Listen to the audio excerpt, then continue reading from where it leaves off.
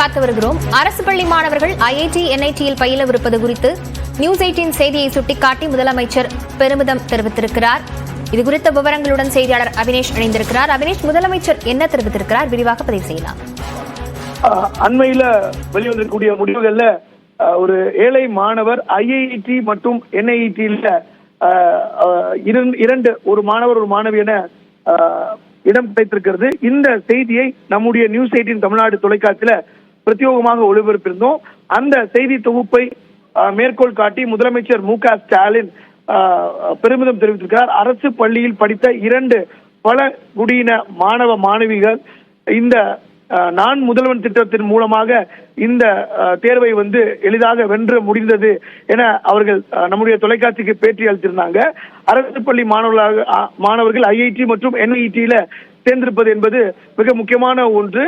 அதை முதலமைச்சர் மு.க. ஸ்டாலின் பெருமிதத்தோடு தமிழ்நாட்டின் எல்லோரும் கல்வி கண் பெறக்கூடிய ஒரு வகையில இந்த உன்னதமான ஒரு இமயமலை போல் ஓங்கிடக்கூடிய கீர்த்தி எய்தி நான் முதல்வன் என்று இயம்போடு கேட்டும் இந்நாள் அப்படிங்கிற ஒரு பெருமிதத்தோடு முதலமைச்சர் மு.க. ஸ்டாலின் நியூஸ் 18 தமிழ்நாடு செய்தியை மேற்கோள் காட்டி முதலமைச்சர் மு.க. ஸ்டாலின் பெருமிதம்.